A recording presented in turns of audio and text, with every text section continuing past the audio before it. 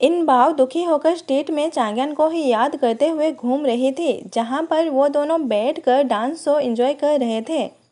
इन भाव ने कैसे उसे कन्फेस किया था, फिर याद करती है कि कैसे उसने उसे हर्ट कर दिया था।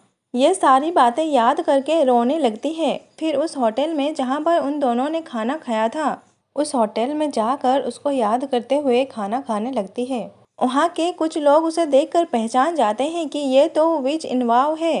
ये यहाँ पर इतने आराम से कैसे खाना खा सकती है। आखिर ये भी तो उस डिमन फॉक्स के साथ ही है जिसने हमारे कई चाहने वालों को मार डाला। ये भी एक डिमन हार्टेड विच है। इन बाव कहती है चांगयान डिमन फॉक्स नहीं है, उसने किसी को भी नहीं मारा।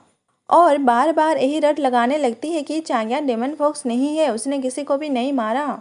वो आदमी उसे धक्का देकर नीचे गिरा देता है। हान्यू आकर उन्हें वहां से भगाता है। उसके पापा भी आकर उसकी ऐसी हालत को देखते हैं। इन बाव अभी भी वही दोहरा रही थी कि चांगयान डिमन फॉक्स नहीं है, उसने किसी को भी नहीं मारा। उसके पापा उससे हिम्मत दिलाने के लिए कहते हैं, अगर तुम्हें यकीन है कि चांगयान किलर नहीं है तो इसे साबित करके दिखाओ और उस असली कातिल को सबके सामने लेकर आओ। सबको दिखा दो कि चांगयान कातिल नहीं है।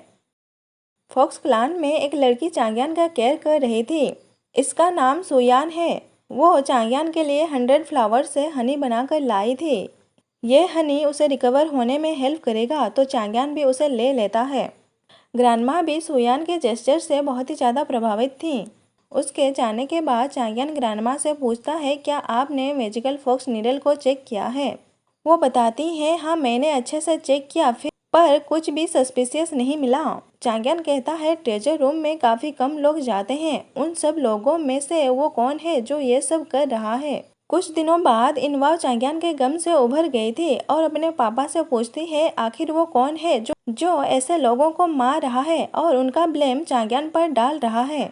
इन सब में उसका मकसद क्या है? उसके पापा कहते हैं, क्या तुमने कॉर्पस पपेट किंग के बारे में सुना है, जो ब्रोकन मून माउंटेन के अंदर कैद है? अगर वो आज़ाद हो गया तो इस दुनिया का नाश कर देगा। इनबाव कहती है, इसका मतलब उस किलर को कॉर्पस पपेट किंग का स्पिरिचुअल पावर चाहिए।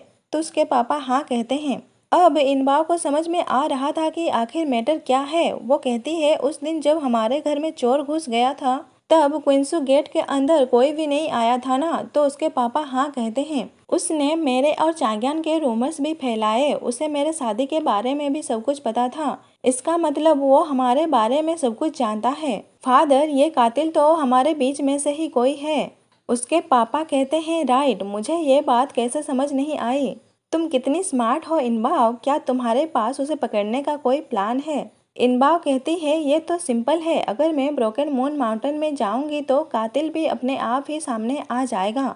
पर एक बात है जो मुझे समझ में नहीं आ रही कि उसके पास फॉक्स क्लान का मैजिकल फॉक्स नीडल कैसे है। उसके पापा कहते हैं, अगर फॉक्स और ह्यूमन मिले हुए हैं तो जल्द ही ये वर्ल्ड खत्म होने वाला है। इनबाव कहती है, अगर वो लोग ऐसा ही चाहते हैं तो ठीक है, मैं ब्रोकन मून माउंटेन जरूर जाऊंगी। इनबाव के ऐसे फैसले से उसके पापा परेशान हो जाते हैं क्योंकि वहाँ पर इनबाव की जान को बहुत ही ज़्यादा खतरा था। इधर चांगयान का भी बहुत बुरा हाल था। वो तो एक ट्री के ऊपर ही लेटा रहता है। तभी वहाँ की धरती शेक करने लगती है।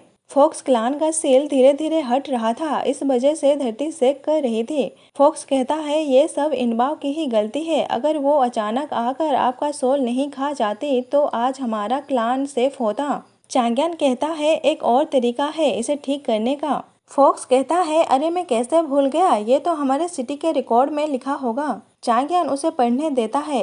इसमें लिखा था कि 20 डेज के रिफाइनिंग प्रोसेस से एक न्यू इंजाइमेंट क्रिएट किया जा सकता है। फॉक्स कहता है, मास्टर, क्या आप ऐसा करने की सोच रहे हो? चांगयान के पास इसके अलावा और कोई रास्ता नहीं था सील को ठीक करने का। इधर हान्यू अपनी कजिन की अच्छी सेहत के लिए बड़ी मुश्किल से चिकन सूप बना रहा था। सो उसके पास आकर कहती है, मैं कल अपने घर वापस जा रही हूँ। हान्यू हैरान होकर कहता है, क्या? पर तुम तो कल हमारे साथ ब्रोकन मून माउंटेन पर चढ़ने वाली थी ना? सू कहती है, मैंने बहुत दिनों से मार्शल आर्ट की प्रैक्टिस नहीं की, इसलिए मेरे पापा घर चलकर प्रैक्टिस करने के लिए कह रहे हैं। वैसे भी अगर मैं नहीं जाऊंगी तो अच्छा ही है ना, तुम्हें कोई परेशान करने वाला नहीं होगा। सू भी उससे दूर जाकर बहुत दुखी थी, फिर उसे गुड बाय बोलकर चली जाती है। हान यू उसे रोककर उसके लिए लाया हुआ कॉम्ब उसे पकड़ा देता है और उससे कहता है, मुझे पता नहीं है कि क्या हुआ है जो तुम ऐसे छोड़कर जा रही हो, पर मैं तुमसे प्रॉमिस करता हूँ कि ब्रोकन मून माउंटेन से आने के बाद मैं सीधे तुम्हारे सिटी तुम्हें ढूंढने जाऊंगा। और उससे पिंकी प्रॉमिस करके उससे हंसाने में कामयाब होता है।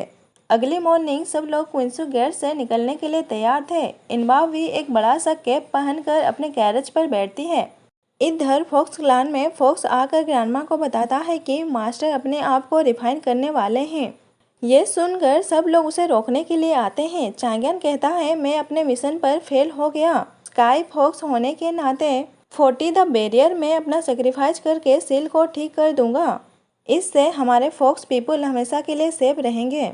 फिर उन सबसे विदा लेकर बैरियर के अंदर चला जाता है। ग्रैंडमा भी खुद को रोक नहीं पाती और वो लोग भी बैरियर के अंदर चले जाते हैं। अंदर चांग्यान खुद को रिफाइन करके सील को बंद करने की कोशिश कर रहा था। आंटी चुपके से वहाँ से निकल जाती हैं। इधर सब लोग ब्रोकन मून माउंटेन जा रहे थे। इनबाव के कैरेज के अंदर इनबाव नहीं बल्कि सू थी।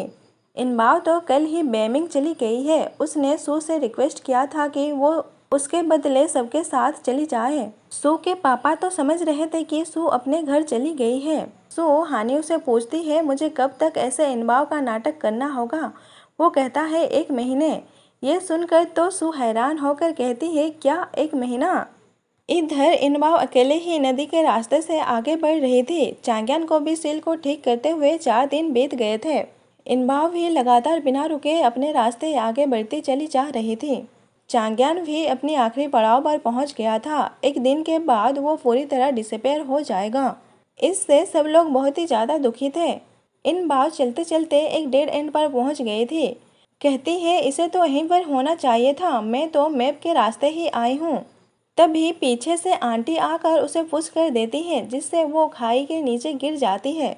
आंटी ने ही उसे अपने ट्रैप पर फंसाया था। कहती है, देखते हैं अब ये लव फैन कितना काम करता है। इधर चांग्यान भी गायब होने के कगार पर था, बट इनबाव के गिरते ही उसका रिफाइनिंग प्रोसेस भी टूट जाता है। इनबाव तो सीधे आकर उसके गोद पर गिरती है। एक लड़की पूछती है, ये कौन है। फॉक्स कहता है, ये इनबाव है। दूसरी लड़की कहती है, इसका मतलब इसके पास मास्टर का हार्ट सोल है। तो वो हाँ कहता है। इसका मतलब अब मास्टर को रिफाइनिंग प्रोसेस नहीं करना पड़ेगा। चांग्यान तो उसे देखकर फुल्ली शॉक्ड था, पर इनबाव तो उसे देखकर खुश हो रही थी। चांग्यान उसे अपनी गोद से गिराकर खड़ा हो जाता है। इनबाव खुश होकर उसके पास जाने लगती है, पर आगे से वो तो उसे तलवार दिखा देता है। इनबाव दुखी होकर कहती है, क्या तुम मुझे मारना चाहते हो। चांग्यान कहता है, तुम भी तो ऐसा ही चाहती थी ना। इनबाव कहती है, हाँ सही है, मैं तुम्हें मारना चाहती थी, तुम पर बिलीव भी नहीं किया। मुझे तो मर ही जाना चाहिए। कहकर खुद ही तलवार को अपने सीने के अंदर स्टैब कर देती है। और इसी के साथ ही हमारा ये एपिसोड यहीं पर एंड होता है। Thanks for watching.